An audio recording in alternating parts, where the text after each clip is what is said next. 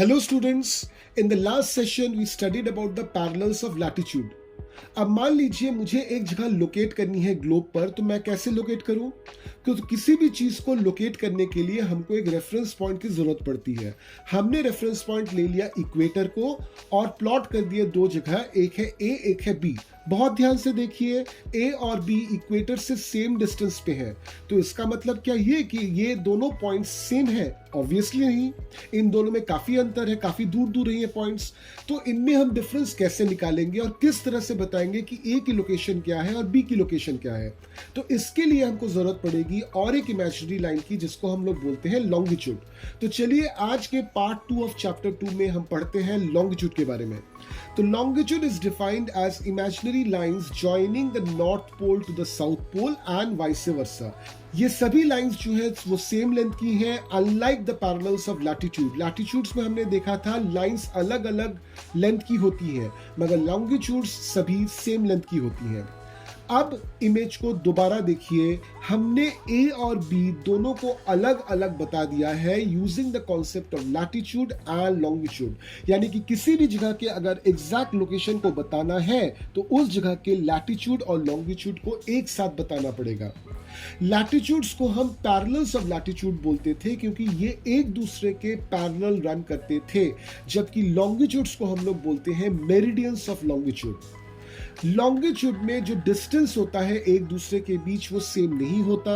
ये डिस्टेंस जब हम पोल से शुरू करते हैं और इक्वेटर की तरफ आते हैं ये बढ़ता जाता है, वापस जब इक्वेटर से हम पोल की तरफ जाएंगे ये डिस्टेंस घटता जाता है और आखिरकार ये पोल पे जाके मिल जाते हैं।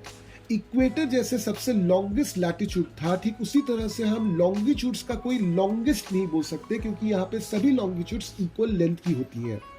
इक्वेटर को हमने 0 डिग्री लैटिट्यूड माना था, तो वो लॉन्गिट्यूड जो ब्रिटिश रॉयल ऑब्जर्वेटरी जो ग्रीनविच लंदन में है उसके थ्रू जाती है, उसको हम 0 डिग्री लॉन्गिट्यूड मानते हैं और उसको हम लोग बोलते हैं प्राइम मेरिडियन।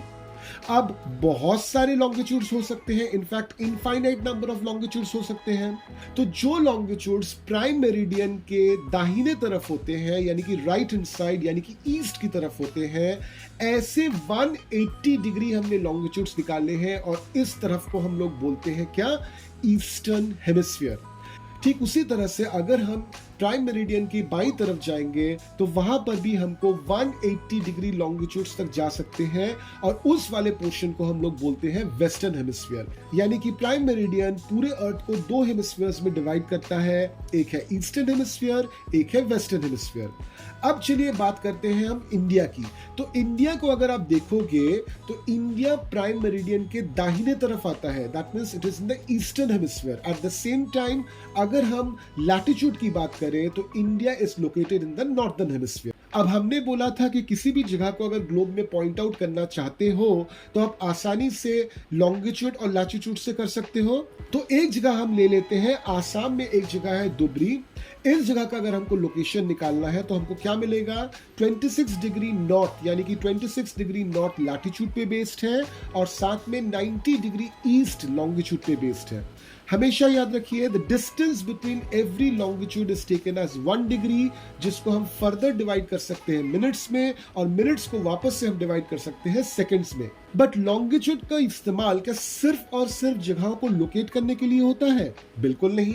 लॉन्गिट्यूड का एक बहुत बड़ा इस्तेमाल होता है किसी भी जगह के टाइम को डिसाइड करने के लिए, मगर वो कैसे?